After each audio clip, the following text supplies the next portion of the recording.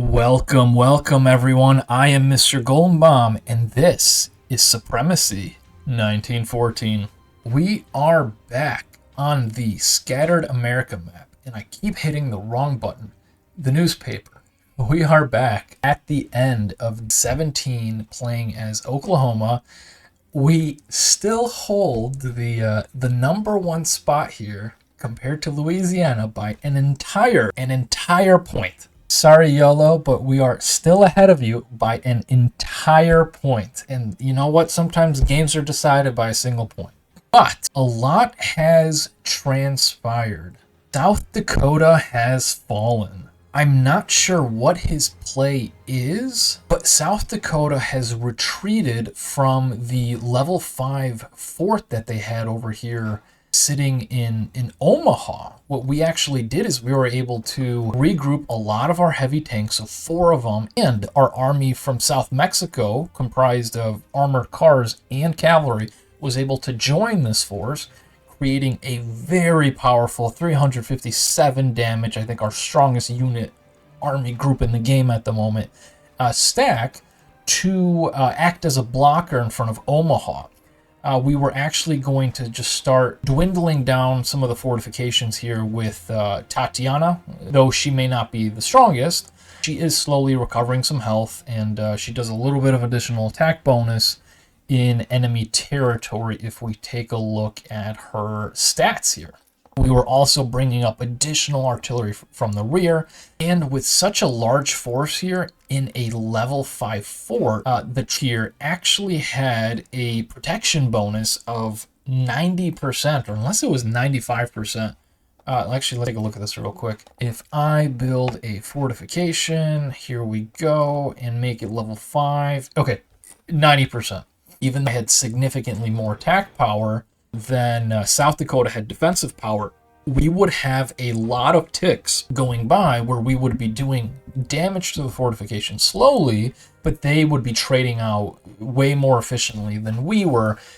No doubt at the end of the day, we would have taken down this stack, especially with our additional 280,000 overkill reinforcements here that have just kind of been a blocker to make sure that South Dakota doesn't go and start invading our own territory. And it worked, but I didn't want to commit to an engagement here, but especially since there are a lot of other players in the game, when I don't have to take these even trades, I like to stack them in my favor as much as possible, preserving infantry, preserving mechanized units, just anything I can do, and sometimes even preserving infrastructure. If I can just get him to move out of it, I can secure this level 4 fort, and it's a pretty nice fortification here along this appears to be small little river. I'm not familiar with Nebraska, but it does secure this position here very, very well. Another odd thing that happened, the weirdest thing happened overnight. We had our Hank's 82nd Army Group here positioned just outside of Wood Lake here, shelling the province. That's what we left it at last night. We didn't issue an attack command. We just had our forces stationed here, and we had the bombers, Ivan, flying in from his airport in Pierre, and they were attacking us. So we took a single stack and we told them to just go back. What we did is we actually did the little trick where we sent all of our troops backward, and then what we ended up doing is taking all but a single infantry unit to start returning back into this position, which meant that the original target was walking back to Imperial.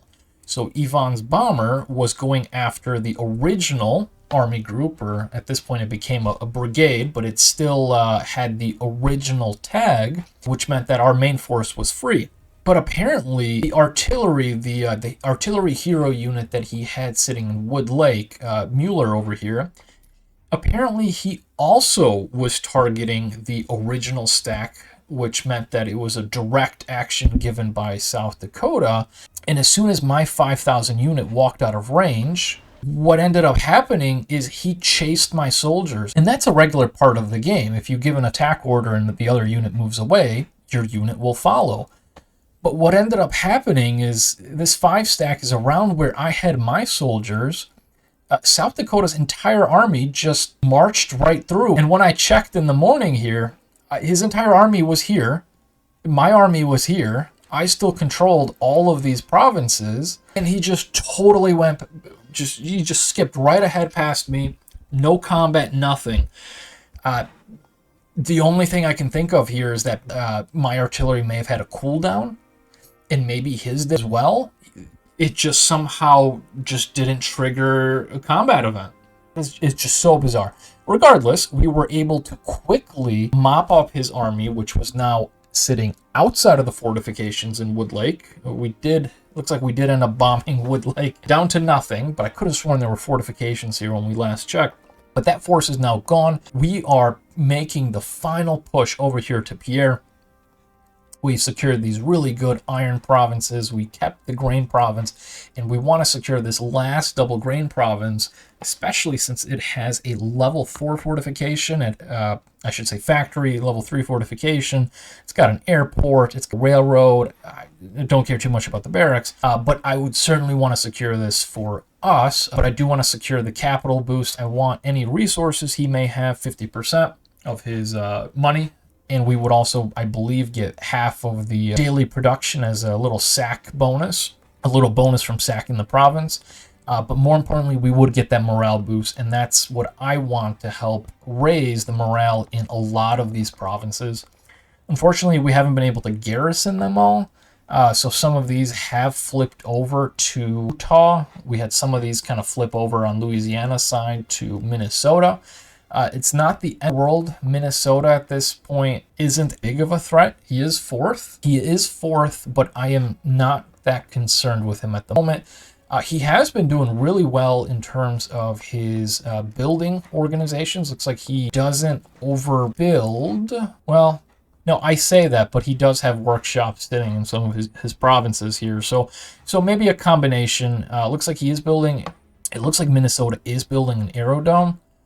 Though, I mean, it's kind of useless off of this unless he has airplane production up north here or here, and he probably does, and he just wants to use this as a province that's close to the front line. We do have our own fighters that are now kind of coming into play here. We are still producing the bombers right here. And in fact, we don't have enough resources, and we don't even have enough fish. So let's adjust the sliders here. I have to say, I think grain has always been the stronger food resource unit, simply because a lot of your troops have the daily grain upkeep, and a lot of the barracks as well requires daily grain upkeep. Grain had always been more expensive and more valuable. Fish was really just an alternative to help balance out your supplies. But with Fiona's ability here, requiring food for the infantry, requiring fish for the infantry deployment, I think at this stage, fish is certainly the way to go. Looking at the market, you can see that fish is still lower than grain. But I think primarily due to the fact that a lot of the AIs don't have any hero units, so they will still be more reliant on grain. But as more player nations get Fiona, this is going to change, and change very quickly. Our opponent here, we actually saw South Dakota. He had, I believe, a level 6 Fiona. So if we go back here, actually, I think he had a level 8. Which means that he was able to do an infantry deployment of 5 troops at a time, whereas we were stuck at 4, which does help explain why he did have the largest army in the game prior to our initial invasion and, I mean, I hate to say, the subsequent destruction of South Dakota. We were able to get an entire 320,000 troops. Looks like Minnesota hasn't really been doing much there. Looks like we did take out Ivan. Unfortunately, he just sent the bomber to attack, and by issuing an attack command, the bomber would continuously attack, go back, refuel, attack, go back, refuel, and eventually the bomber will do that until either the target is gone or the bomber is gone. And in this situation, the bomber disappeared first. Louisiana has done a good job here taking out South Dakotan troops, though a lot of the kills that Louisiana was able to get were against low morale retreating soldiers, whereas we've been going up against some of the higher tier heroes and mechanized units and artillery that South Dakota has been able to field. But nonetheless, it has been total destruction of South Dakota with minimal support from Minnesota. I'm not sure if they had a beef between the two of them, but Minnesota did not come to help South Dakota at any stage during this invasion. And in fact, you can see him. He's actually going on the offensive against South Dakota. South Dakota, in turn, has actually launched an offensive against Minnesota with his Fiona's army. And I believe that this Marco stack may be doing the same thing. So we'll probably try to chip away at this massive army as we can with Tatiana. She should be able to arrive there in about 2:31, whereas Marco's group needs 3:12 to arrive here in Sioux City. But we aren't seeking to engage. If these are losses that I can avoid, or if I can have Minnesota eat it, I'm certainly going to take that approach. I mean, these units feel like they have a destination. And it's not in the... We have the blockers. We now have fortification. We have the units. So I'm just going to chase him far away from my territory. We have Louisiana here grouping up in Spencer. Not the biggest deterrent. I would have loved to have seen him taken this 12 stack as well and gone into Spencer. Should Marco's troops start marching towards Spencer, I probably would have recommended that he actually regroup to another one of his cities, as at that point, I think the destination is Minnesota. So I may still recommend that to him, because I don't want him losing any troops. I don't want to lose any troops. Minnesota's taken some free territory here, only 5,000 losses. I mean, he's taken a total of 4 provinces here, additional 5 here, so that's 9 free provinces for only... that's not a fair trade. Sorry, bud. You want to hold on to those gains, you're going to have to chip in the fight against South Dakota. And I think this stack right here, if you can take it out, I'd consider that a fair trade. I think you would have done your part here. So it turns out that Minnesota does have a few hero units. He has the hero bomber, but that means that our investment here into some early fighters is going to pay dividends, especially when we're able to build a little bit more of our infrastructure here, specifically related to these aerodomes. Because as of right now, I can't reach, and I may actually have to go through and take over West Kansas, as this Stockton location would allow me to transport a lot of our troops closer to the front. The situation in the east here looks very dire for Pennsylvania. He unfortunately continues to get slapped by the AI. It's been total destruction. He's lost 5 provinces at this point, plus his coal, which I'm sure had some associated with it. It looks like he's actually going for an attack against Louisiana, which I don't understand why you would do that. You would give up a level 5 fortification, even if... you knew you couldn't hold it. You could have stationed it and forced your opponent to damage the location they were going to take. But instead, I mean, Louisiana here is going to take a really high morale province. But instead, Louisiana is going to take this province that's going to high target morale, since it's going to have this additional fortress located in the province. He's got a few thousand troops here and there, but I mean, that's not going to stop. What do we got? 230,000 infantry, artillery, and tanks. Yeah, so I wouldn't blame YOLO from... I wouldn't blame Louisiana by using this 2K stack declaration of war to launch an entire full-scale invasion into Virginia. And the beauty is that the geography is very favorable. So as he proceeds with his offensive, taking over a lot of these key territories, he would be able to consolidate up here in the north and only have to station a single province while taking over the entirety of Virginia and North California. And not only would he take over these territories, he would secure a double wood, double gas, another double gas, and another double wood. These would be very strategic resources here. Though, even if he is able to take everything south of this border here, I would not be surprised if East Quebec went in for the capital and tried fortifying a position over here just on the other side of where Louisiana would be. Whoever reaches this choke point first and takes the capital, I believe, is going to have the advantage in this fight, as they're going to be able to fortify a ton of provinces while only having to garrison a few. And it would also leave a lot of avenues for expansion for them in the future. Whereas if we flip this around, East Quebec takes this area, he would be able to go in, focus in on Ohio, or continue to push the offensive against Louisiana. So we made a big mistake in the South. El Paso here, which is stationed in the north, which has its main over here in the north, took over this province that had revolted. And they were one of the few AI nations that not only gave us right away, but we were also able to get line of sight, which has been great. Unfortunately, our popularity has been dropping significantly with all of the offensive wars we've engaged in, which means that the popularity with El Paso dropped below the threshold where the AI would cancel. Not necessarily where they would declare war, but they would cancel any kind of right-of-way or shared map arrangements. With me having rallying points going up here through Los Monos, some of the troops went through this province. When that happened, it forced me to declare war against him, an undeclared war, and I lost some additional infantry. I really didn't want to go for this AI, but at this point we don't have a choice. We're going to start peppering them with some artillery shells, getting them to draw out, and then once our infantry are here, we will take over the province. And it's the same situation over in the north, where unfortunately El Paso is right by 3 strategic territories of ours. They're actually producing heavy tanks and artillery. It would be very dire if we lost these provinces.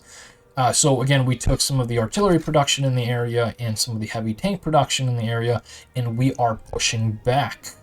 We've been able to destroy a decent amount, though we are still a little too far away from capturing the province. And it looks like the AI is just sending over 1K stacks just over and over and over and over again. I'm wondering if these are all about an hour apart. Yeah, if you look at it, 219, 119, and I mean, this one's 19 minutes left, and this one's 319. So every time the artillery does then takes out some additional infantry units that are in Paisano, in this grain province, it triggers the AI to send additional reinforcements. It looks like that's not exact. Well, yeah, actually, looks like it's the same situation over here. The AI appears to be following this trend from both of these locations here. So, hey, I will take it. If I have to deal with, 30, 40, 50,000 worth of AI troops all in single file line in 1K stacks against the heavy tank, I will or certainly take that any day. Utah has collapsed the Red Rock defense that Mexico or Chihuahua was able to establish early on. These artillery units have not only destroyed the entire garrison, but Utah has been able to reinforce and now has 11 artillery units in the area here. We know that they are producing artillery units from their double gas eastern province, so I'm sure there's more on their way. But he has put together a very formidable force, and he's not attacking yet. He's not going in for the full charge, as this is a level 4 fortification, which means that the fortification, I guess if I select my fortification, and if I actually go to buildings, I check the fortification and look at level 3, it doesn't necessarily state it. I guess it's very vague here that on higher levels they can conceal stationed armies. Well, level 3 is the higher level that will conceal troops, which means that Utah is unable to see what troop counts are in here. I think he's certainly making the right play, bringing in artillery to start peppering away at this fortification. Once it reaches level 2, I'm sure that he'll realize that this area is ripe for the picking here, and he'll be able to march right in. In the east, there's not much of a defense here. He must not have a balloon in the area, otherwise I think he should have gone in for the kill here and started marching toward Chihuahua. Unfortunately for him, we aren't going to let him do that, as we've stationed additional infantry over on the border We've stationed infantry units in Mexico's territory, act as a deterrent. Should he send forces to engage with Chihuahuan forces and capture the province, he would spark a direct war with us, which I don't believe he will do. At the moment, with Chihuahua going AI, he won't be in the coalition, and I'm just not going to allow Utah from pushing in directly into all of these territories that border a lot of my key infrastructure. If you can see, this one area here has 1, 2, 3, 4, 5, 6 of my double provinces either directly on the border or just a few off, and I believe there's like another double wood just down here as well, which we cannot allow him to do. So instead, we're just going to draw up this line, and once it shows AI, unfortunately, we will go ahead and capture all of this territory, which would secure us the double wood. We did obtain the double oil from a trade we were able to do for Chihuahua to join the coalition, which meant that I would not be invading him when he was dealing with North California. But unfortunately, he has not been able to utilize said advantage to eliminate California and then proceed with any of these other AI nations, or even go through with Oregon with his advantage on the sea, with potentially getting some kind of naval units. But instead, he decided to invade a larger, stronger, more active player while still not finishing up. Oh, hello. All right, well, I mean, the AIs already hate me already, so you know what? I think I'll take this. I've decided against it. I don't want to lower the AI at the moment, and even if I took the province, I would only be gaining coal, which would arguably be the cheapest resource in the game. Though not useless, its utility would be less than a lot of other ones. Should this have been like a double steel, a double wood, definitely would have gone to the sack and taken those resources for myself. If this had been the capital, I would have taken, I would have gone ahead and made the declaration of war to secure the province. Looks like there's a few holdouts here from Chihuahua, but overall, Utah has done a good job of consolidating a lot of his forces, taking favorable fights, not overextending himself, though I would have liked there to have been some additional balloons mixed in with his forces. I believe he lost one early on, which may be his detriment, as he could have secured a lot of these provinces even before North California, and potentially could have, I mean, at that point, had I not been in the mix, he would have been able to just bypass this fortification and take out a lot of key, march down into the south, secure additional factories and harbors, and take over the capital. So, hey, Utah, you may want to mix in some observation balloons with a lot of your forces, and it may be a good idea to have a few of them, because as you lost one in Yuma early on in the war, had you had another one just kind of in the area, you could have relied on that to help you to help provide you additional intel to make the best decisions, which would have allowed you to take a more aggressive stance compared to maybe the slow push that you've been able to accomplish thus far. If we take a look at espionage, we had committed six spies, 6 agents on military sabotage, and all we were able to do was, I guess, scout out the buildings, which we already knew what they were, and I mean, we were able to stop infantry recruitment and damage the fortification by 10. That was rather expensive for utility. I think what we're going to do at this stage, with there being 56 minutes left, is we may just go over here into this capital, and I wouldn't mind seeing what the actual local army counts are. Oh, it looks like Ivan's attack, and I believe he was close to full health, but it looks like he took some pretty hefty damage over here from South Dakota. And just judging by the trail markers here of destruction, these craters, I think this was the very first engagement that he used Ivan on. And Ivan by himself without bombers against a pretty large force here, he's not going to turn the tide of the war. I think the better play for Ivan is to use him as a scout to be able to check the infantry counts of a lot of your opponent's fortifications. In our situation, it would have been great to use this against Pierre or Omaha. Unfortunately, we just can't get our bomber up on the front just due to the lack of infrastructure. But I think that is where Yvonne shines. Obviously, in the later part of the game, a lot of these bonuses, depending on the level, are going to be massive with the additional attack boost and the 15% hit points. But alone, other than going after lone artillery like we saw here in Utah, this would have been another prime target. Even if you can't destroy them all, this would have been a very, very good trade. The utility is a little limited. And with that, thank you all for watching, and we will see you in the next one.